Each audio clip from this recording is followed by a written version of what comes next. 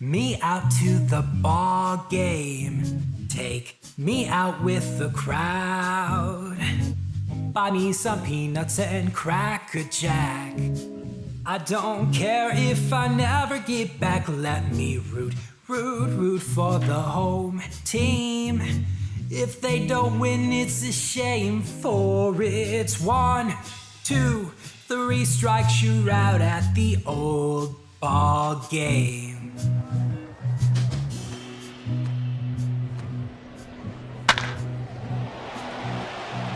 Welcome to Let's Get To, the baseball podcast from the fans' perspective. Now here's your host, James Christopher. And welcome to Let's Get To. I'm your host, James Christopher, and we're coming to you from one of my happiest places on earth, the Dell Diamond, this year home to the Round Rock Harrymen of the Texas Collegiate League. We're out here for Media Day. We're really excited to dive into this very new, very fun way that Round Rock has adapted to our changing situation with the baseball season. Stay with us as we talk to the Fargo-Moorehead RedHawks. Andy Tomcheston's here for GO Astros. And on Raiders of the Lost Diamond, we dive into the history of baseball in the Big Easy. A lot of fun ahead, so stay with us. Raiders of the Lost Diamond, a look into baseball's past.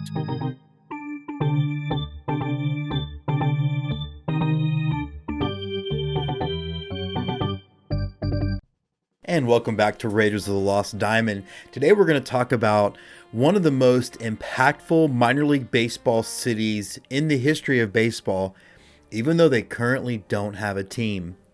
Now, the city of New Orleans, the Big Easy, is of course known for most prominently the New Orleans Saints, New Orleans.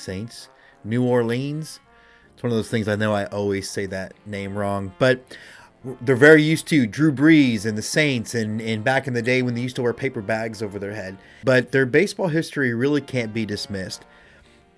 Now, the first and most prominent baseball team to play in New Orleans were the Pelicans. The New Orleans Pelicans were founded in 1865 as an amateur association and then became a professional team in 1887 when they joined the Southern League. Now, between 1887 and 1899, the Pels took 3 pennants, and the only thing that stopped their domination was that the entire association, or the entire league, I should say, went out of business. Now, in 1901, the Pelicans helped form the Southern Association and played until the association then folded in 1961. At the time, the team was affiliated with several teams, including the Yankees, the Cardinals, the Indians, and the Red Sox. After the Southern Association went out of business in 1961, there was no baseball in New Orleans until 1977. At that time, the Tulsa Oilers temporarily moved to New Orleans and took up the moniker the Pelicans before leaving. Now, notable players to play ball in New Orleans were Shoeless Joe Jackson, Earl Weaver, and then Tony La Russa, who was part of the revival team in 1977. The name was revived again in 2012 when the Charlotte Hornets of the NBA were renamed the Pelicans. So baseball has been a mixed bag in New Orleans since. The Zephyrs, who later became the New Orleans Baby Cakes, played in the Big Easy for just short of 26 years.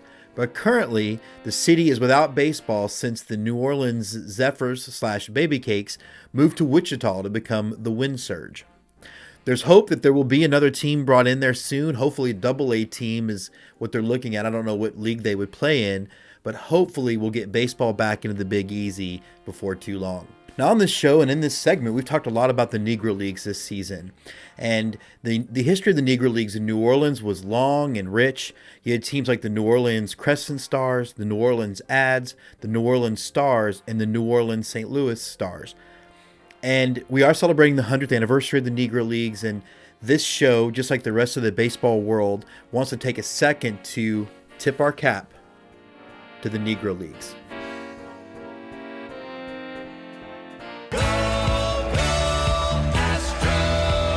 Go Astros, a focus on H-Town hardball. All right, so we're jumping on with Go Astros now. Andy, I have you all to myself again. We're not Keep doing your hands to yourself. Right. Georgia satellite rules still prevail. Absolutely. Hey, so the Astros released their roster construction, and I saw an interesting article that said that they were going to use all 56 spots for players that could help them win, as opposed to using some of those spots for development. Isn't that what every team should be doing? Yeah, but I think I think there are fewer teams that have a chance to win this year than, some other teams don't have that same chance. I don't think that you could make the academic argument that the Astros and the Marlins, for instance, are in the same place in their organizational development. So anybody that's on the 60-man group for the Marlins is absolutely a developmental player just by definition, because their whole organization is kind of in a developmental mode, where the Astros are still in win now mode. They're still trying to keep their window open, and they're going to do what they can to win the division, no matter how many asterisks are attached to it. I mean, evidently we're comfortable with those. So why not grab another one? Why not? Speaking of that, though, so 56 spots were put on. I presume the 4 spots were left open in case there's a trade or in case they sign someone. But Crane did talk about being aggressive. And do you think that he means aggressive in the sense that he is going to take advantage of maybe some other teams being less well off financially going into 2021, or do you see him like wanting to make a move if we're at the trade deadline? And sorry, yeah, the trade deadline that's now August 31st. I think aggressive for Crane means I'm going to do everything I can to get George Springer re-signed. I think that's his number one priority, and I've had that confirmed from a few people that I've been talking to over the last couple of weeks. Is that he really wants that to happen. He really wants some good news to come out of Houston baseball, which has been bereft of good news ever since that Altuve homer. Literally. Well, I'll take even going up 3-2 in the World Series. That was good, and then it all went to shit. Yeah. But I also think that the biggest hole on the roster is something that could be addressed if the right team was willing to move players. And that's kind of the 4th and 5th spot in the rotation. We have a lot of candidates. We don't have a lot of proven candidates. Yeah. And then you compound that with the fact that Lance McCullers Jr. Is a year removed from Tommy John surgery. And you don't really know what you're hopeful that he's going to get back to 2018 form. But you don't really know what you're going to get with him. I could see them making a move for another pitcher, another starting pitcher, a solid starting pitcher, especially knowing that Verlander and Greinke's days are probably numbered in Houston. Yeah, I don't see both of them being re-signed. I sort of feel like Verlander might stick around. I think he kind of likes being that guy, but I don't see Greinke staying. Yeah, I think Verlander's in a good spot. You don't know how much being a Houston Astro might wear on him, because his right, wrong, or indifferent, his reputation as a solid stand-up Major League Baseball citizen kind of took a hit over this 2017 issue. That's how I choose to refer to it now. I don't see any way Greinke's back after 2021, so you're going to have to bolster your starting pitching options, and I could see Crane taking advantage of that. He does not have the Yankees TV contract, but he does have a fairly favorable television contract compared to some other franchises. And he has the room to do that. Being in the ALCS for 3 years in a row and winning 2 pennants affords you a little bit more cash flow. And it does seem like he is an owner who realizes that if you win, you make money, and if you lose, you do not. And some owners, weirdly enough, don't get that. Well, I don't know what he says in private, but publicly he doesn't cry poor. And after having a decade of Drayton McClain and a similar number of years of John McMullen about how, oh my God, I don't know how I'm going to feed my children type conversations, it's refreshing that if he is losing money or if he's not making, year over year profit, he keeps that to himself. He gets the idea that eventually maybe he's selling the team, and the value in owning a franchise is eventually cashing in on that. So good for him, and I hope he continues that throughout his tenure in Houston. Also, I'd like him to never talk to the press again. And that was my next question. So it does seem like his inability to talk to the press, like he said, everybody gets it. Everybody gets that to make money, you need people in seats buying beer. There are things you get and things you don't say. And again, why does he allow himself to just sort of go off the cuff, or does he really just doesn't care? If it were me, I would spend, I don't know, $100,000 less on George Springer's renewal contract, and hire somebody who can run his PR department. Even if it's just a personal liaison, a caddy, if you will. Just, can I say this out loud? No, I can't. Thank you. Yeah. I'll take the pitching wedge. Hey, Jim, I'll do it for 40 grand. Well, I'll Exactly. do it for $55,000 a year, and I'm pretty well spoken. I mean, there's no shortage of candidates to fill this role. It's just, an issue of him being willing to do it, because the biggest issue for the Astros is not even necessarily the cheating scandal. It's how they handled the cheating scandal. And before that, how they handled Doofus, who mouthed off in the locker room. I don't remember his name now. They just keep putting their foot in their mouths. They keep stepping in it, and they really need to learn as an organization how not to step in it. I think the new GM is much better at that than Jeff Luhnow. I think Dusty Baker is nothing but a story. That's what he does, is tell stories. You ask him what the weather's like, and you're going to get the history of weather. But that's a distraction tactic too, because you're not ever going to get real information from him. Right. It is bring up a lot of weirdness in the city. So we'll do some rapid fire stuff. We'll break a little news actually in this segment that the Sugarland, they were calling themselves the Constellation Energy Pod, or the Energy League, is now delayed a week. Now the press release that came out said that it really had everything health protocol wise was fine. I don't wonder if this is an optics thing in another week to get them set up, but either way, we're in the middle of our spike. And I noticed something this week when I was watching, because when we opened earlier, Governor Abbott mouthed off a bit at Cuomo, and Cuomo mouthed off a little bit this weekend at Abbott, saying that look at us, we're able to reopen, even though he's now reopened at the same stage Texas was when they reopened, knowing that this thing is just going to keep going. Sugarland's delayed. What do you think? Like, do you honestly think there's a chance that we will not have baseball this year? Oh, absolutely. I still think it's 50-50 whether or not we actually see any pitches thrown outside of training camp. I think if you get to the abbreviated spring training part due in a couple of weeks, then the chances get better. But every major league, it's really going to come down to how well Major League Baseball can isolate their teams from the general population, which they are saying they are not going to do. Exactly. So, I mean, I don't know. It's going to be an interesting exercise in seeing how well the players can discipline themselves, since the league and the players union seem to want to have nothing to do with it. So I'm still 50-50. I'm optimistic it's going to happen, but the realist in me is going to say it's going to be like the rest of 2020 and be a big pile of suck. Every time you think you're getting just a little bit of positive news, right back out that window. Can you see any, we talked when we were on with Scott last week, the Mike Trouts of the world, Bryce Harper's, although Bryce Harper put his foot in his mouth this week too. But can you see any Astros choosing to sit out for health reasons? I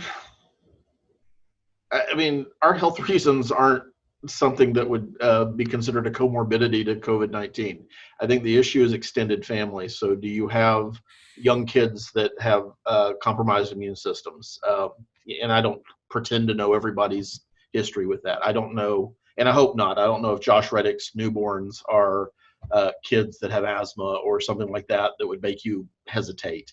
I think, for the most part, there's not. I think there's always going to be somebody on a roster that surprises you. I also don't see Mike Trout sitting out for a season, just, as an example. I think he's going to go on the IL or the COVID list for a couple of weeks or a week when his baby arrives. And once he's checked out, he'll come back. But the Angels will be in fourth place at that point anyway, so who cares? How much do you the think Angels are always in fourth place? Right. But how much do you think the Astros really I imagine Bregman's walking in with a Texas-sized chip on his shoulder. How much do you think they want this season to shut everybody up?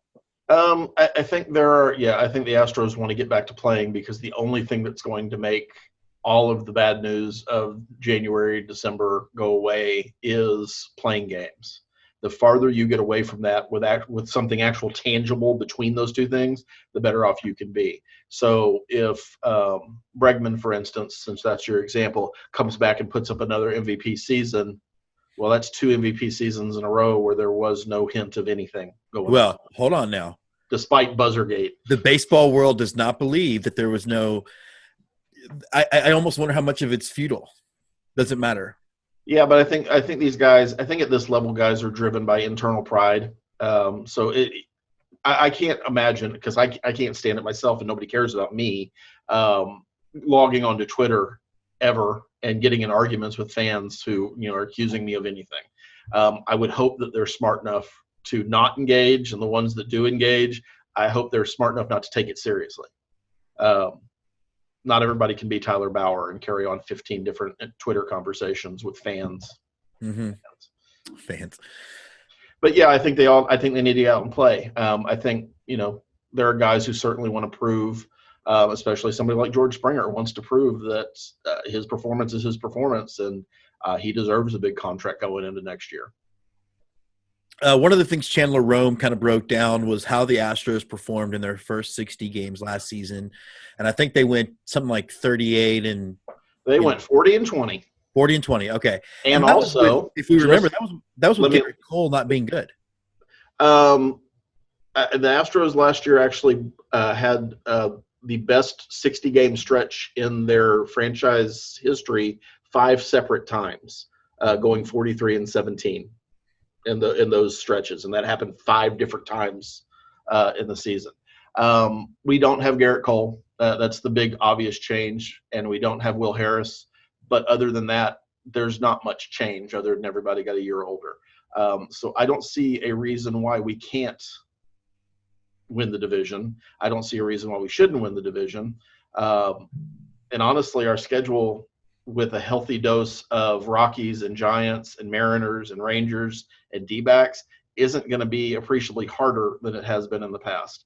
And of course, the 4th place Angels. So it's a situation where I think the everything kind of falls in place for Houston. And they will have the ability, because they've proven they have the ability to play well in short spurts. I don't see them going back. I don't see them necessarily being as good as last year, but falling down even a step still makes them better than almost every team in the league. Yeah, and I look at that first 60-game stretch, because if you remember going into June, Cole had something like an over 6 ERA. Cole was brutal the first month of the season. We were all kind of like, do we want to re-sign this guy? So I want to solve the mystery of why Corey Lee didn't make the 56-man or 60-man roster, since, first-round pick last year you'd think might be able to help you win.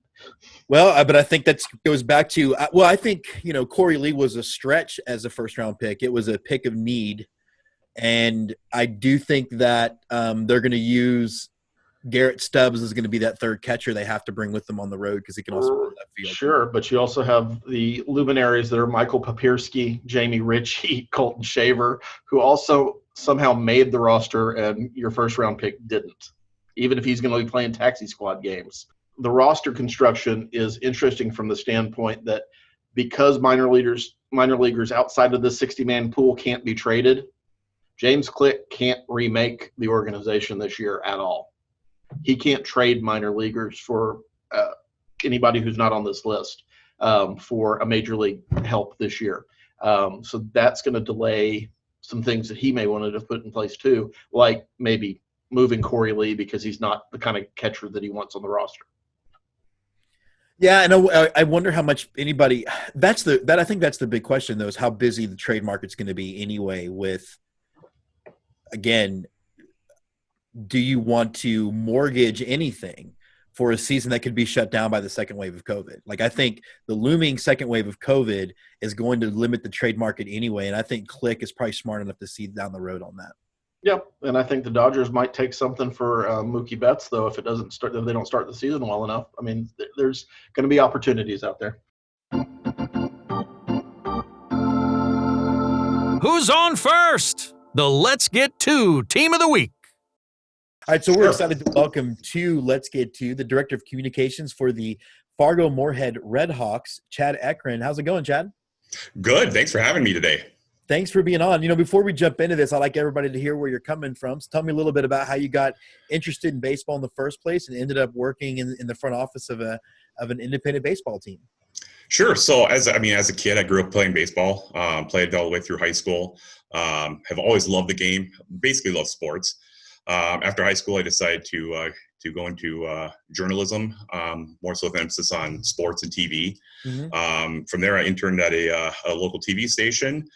After college, I got a job, a real job, a full-time job with another affiliate here in Fargo, and then that just kind of led into doing more sports and freelancing. And then when the RedHawks contacted me in 2012, I came on initially as a consultant, and then in 17 they offered me a full-time job, and I'd never worked for a sports organization before, always covering it, but never, working for them. So, right. I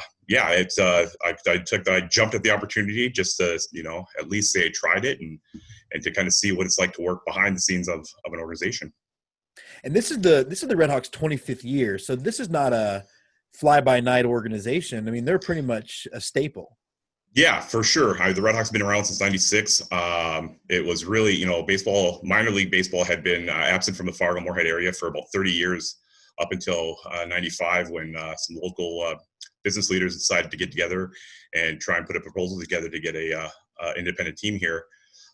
They did a lot of work trying to get a stadium, trying to get support from the community. It worked. The stadium was opened in '96, which was the RedHawks' first season. And yeah, it's been amazing ever since. The fan support that we get from this community, the crowds that come out to Newman Outdoor Field, it's wonderful. And we are really fortunate to be able to continue that this year, in the midst of a pandemic and everything else that's going on. So let's talk about that. The pandemic, it's so weird because when things started to shift down here in Texas, we weren't a hot spot. Now we kind of are. What was that situation like of figuring out, are we going to play, aren't we going to play, and then finally putting a plan together? Sure. I mean, like everybody, we were following it on the news, and, you started seeing, especially on the West Coast, as the virus started spreading. And, being up here in North Dakota, we have a small population. We thought, okay, we'll be, hopefully relatively safe. And then, March comes along and the pandemic's really spreading. Schools are starting to shut down. Newman Outdoor Field is located on the campus of NDSU. Mm-hmm. So the campus shut down, and we were like, okay, what's going on here? And, just kind of playing it by ear. And I don't think it was until about mid-April that the league basically said, okay, we're going to just hold off. We're not canceling, but we're going to hold off and wait until we kind of see where things go. And then from there, it was sitting in limbo. We really had just really no idea what was going on. Our ownership group was talking with the league along with everybody else, and they had started working on a plan. Albeit it really depended on the communities and what the regulations, what the guidelines were there. And then all suddenly, we knew there was conversation going, and 3 weeks later.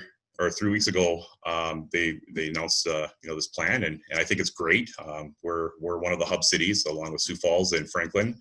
The pandemic has definitely affected our community, but nothing to the degree that it has in other bigger metropolitan areas. So we literally went from 0 to 60 like that. I mean, it was more of a dash than anything. And, we kind of always knew in the back of our mind that this could happen, that we could be playing. And so we just kind of sit patiently waiting, and then, just surprised when it was announced. I didn't think that there would be a season this year. I just, with everything going on with, the precautions, the concerns, the risks. But, we started putting a plan together back in April, as a, what if we open? What can we do? How can we make the ballpark safe? How can we make it, enjoyable, for people to get out and watch baseball? And we put together a pretty comprehensive plan.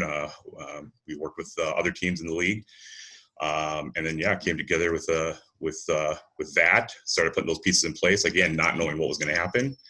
And then, like I said, lo and behold, 3 weeks ago, here we are. Where they announced it, and we're getting ready for some baseball. Yeah, it was funny. I was talking to my wife, and I was like, I guess I'm going to do Bismarck 2 days in a row because I'd already had tickets out there, and my flight was Monday morning. And then I saw, because I follow y'all's the association on Twitter and stuff. Now, before we get into the logistics of how it's going to work when we get to a ball game there, how important was it? One of the things that this show is focusing on is minor league baseball, independent league, and collegiate summer league more than the majors. Sure. And everybody's been saying baseball's coming back. And I'm like, no, baseball's going to be back. Whether the majors play is a whole other thing. How important was it to play for the community to make sure that people had that to at least tune into? Oh, huge. I mean, it was very important to our community. As you know, we had several, hundreds probably, phone calls, emails, asking what's going on, are you going to play? Is there going to be a season? And unfortunately, there's probably about a 2-month gap there where, our season hadn't been canceled. So we couldn't say, yeah, we're going to play because we didn't know. We were just simply, we think we're going to play. We're not sure. So just kind of, when we get news, we'll share it with you. And I know that was frustrating for fans, in the community and everywhere else that follows RedHawks baseball. But once the plan came to fruition and everything was agreed upon, then it was just bam, let's hit it. And so going back to baseball is very important. I think especially with RedHawks here and celebrating our 25th season. It was we definitely wanted to put a product on the field, but yet didn't want to sacrifice or put anybody at risk to do so. So let's talk a little bit about the logistics then. So what will attending it's going to be different. There's no other way around it. How will it be different to the normal game day experience for your fans? Well, the biggest difference is there's no reserve seating. Everything is general admission. We've been given the okay by our state and local officials to open the stadium to about 50% capacity. So for us, that's about 2,200, give or take. So we'll never have a packed stadium for a game, at least initially. The biggest thing is when you come in, we everything is, there's signs everywhere. Basically making sure to take precautions, be safe. The basic stuff that we've kind of learned in the past months with battling the coronavirus. So that'll be probably the biggest difference walking into the stadium. And then from there, it's every other row will be closed off. There'll basically be about a 4-seat gap between groups, essentially given that 6-foot distance. And then it's baseball. It's minor league. Baseball always has kind of prided itself on the game being the sideshow and all the promotions and gimmicks and whatnot to entertain fans. And this year, because of what we're dealing with, it's going to be baseball on the field. It'll be kind of a throwback, if you will, to years ago. Well, like I said, I can't. I think the people in Fargo-Moorehead are going to be so excited to have you guys back. I think, for me, any bit of normalcy. So I really appreciate y'all even taking the extra step and just instead of just saying, hey, you know what, better luck next year.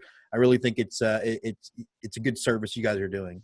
Well, thank you, and we appreciate that. I mean, that was first and foremost. We're from a financial side. We're not like the majors. We don't have big TV contracts, so we can't play in front of an empty stadium and be financially successful, or even break even for that matter.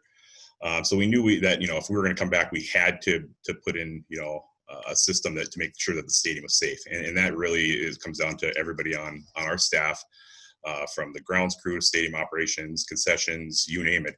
Everybody's pitched in, and we're cleaning the stadium, from head to toe, making sure that everything is ready to go come this Friday. All right, Chad. Well, thanks so much for being on the show, and I will look forward to meeting you in just a few weeks.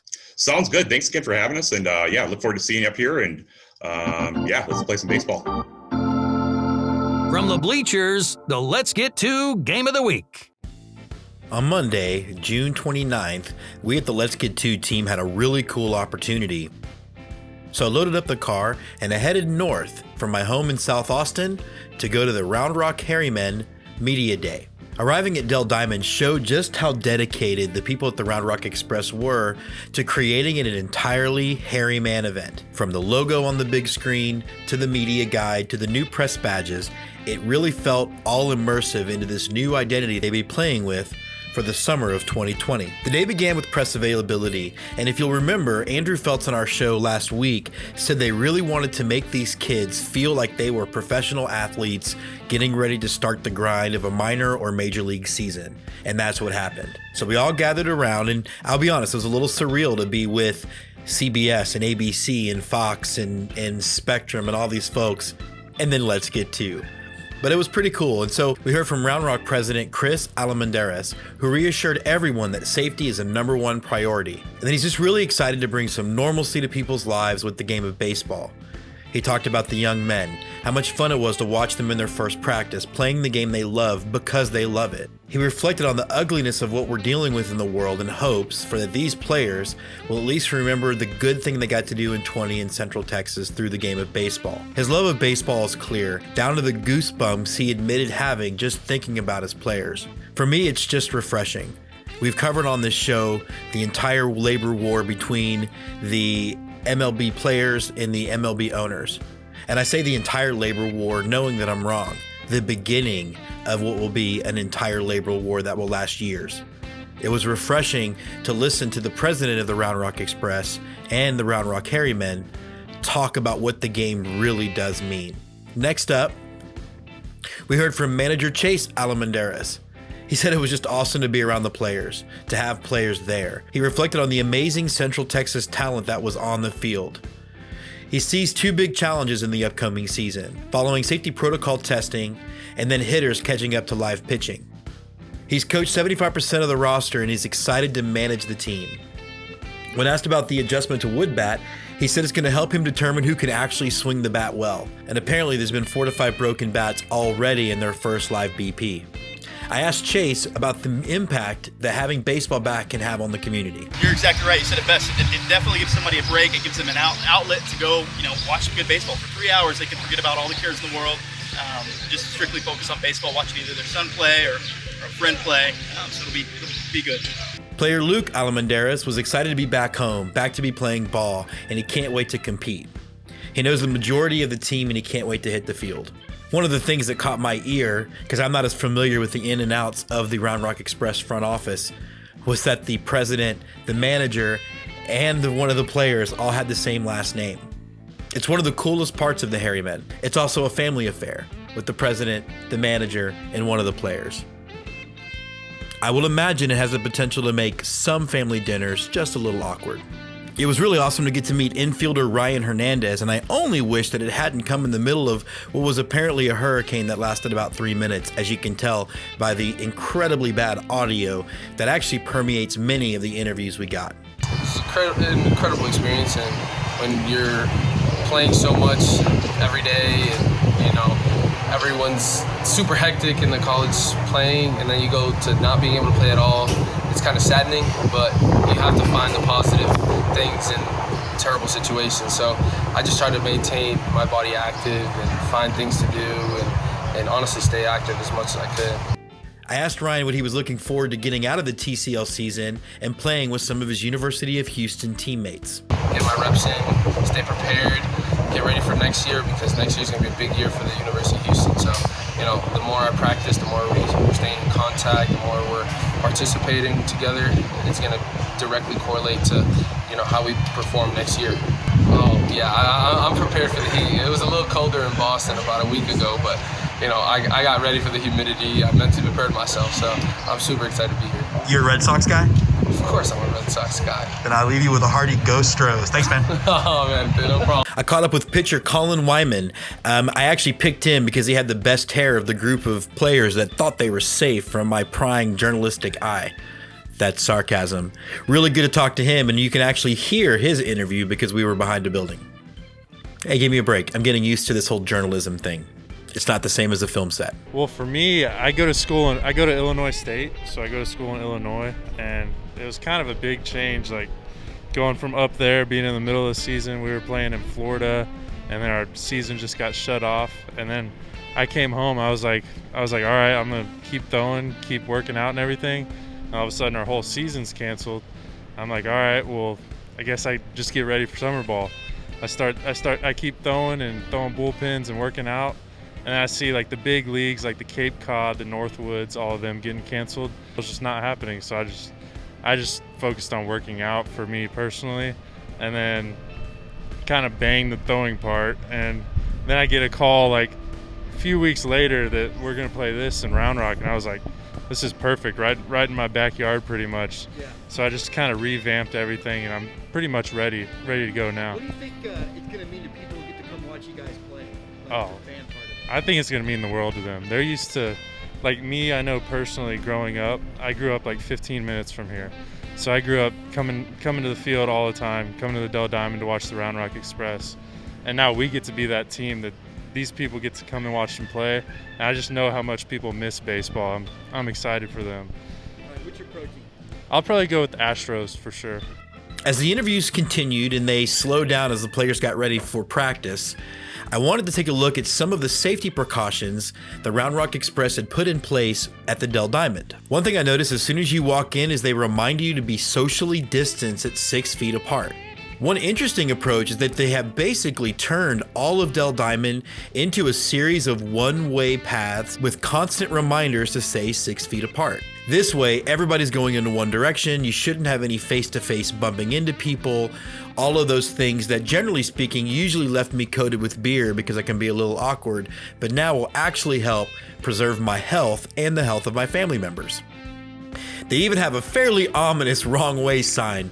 Now, I'm not gonna lie, every time I see a wrong way sign, I do think of that scene in Planes, Trains, and Automobiles. How would they know which way I'm going? But no, really, I appreciate the effort that Round Rock went through to make sure that we were safe as we move about the concourse. I found the seating arrangements to even more reassuring. Every other row was roped off, so that way you're not sitting directly in front of or behind anyone. They also blocked off the center of the rows. That way, pretty much everybody's sitting at the end of rows, therefore reducing the amount of times you gotta crawl over people. That way I can get the beer that will eventually get spilled on me later. Sorry guys, when I get on a joke, I stay on a joke. But eventually it was time to actually work on some baseball. It started with some social distance stretching. They're scattered in pods all over the outfield. Say what you wanna say, and I know everybody's got a love for a crack of the bat, but for me, there's nothing better than that leather popping when a ball hits a glove. That to me is the sound of baseball.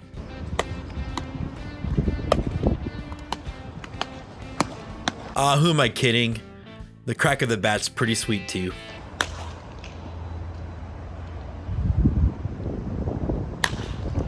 The thing that came to mind as the workout ended is that it was just nice to be worried about baseball, be around the game, hoping that flares would drop and the hometown 9 would come out on top. CNN on the car radio reminded me that there are still more important issues out there. But for a moment, they were gone. And there was only baseball. Pops of gloves, cracks of bats, sounds of spikes on the crushed brick, and nothing else. And isn't that what the game's all about? A chance to forget about what's wrong with the world, and a chance to blissfully remember what's right. Reflect on my own playing of the game. Reflect on my mom and dad teaching me the game. A chance to look forward, excited about the idea, when we all do move past this, of teaching Braxton and Kennedy, my grandkids, the game I love so much. Isn't that what baseball's all about? The hopeful future and family? That does wrap us up on this episode of Let's Get To. I want to thank the folks at Round Rock and the Harriman for having us out for Media Day. We can't wait for the season to get started out here at the Dell. I want to thank all the guests for joining us. And I want to do a shout out to the shirt I got from Baseballism. And I did the entire Media Day in a mask in Texas in June. It's not that bad. Wear a mask, stay safe, stay sane, and let's get to.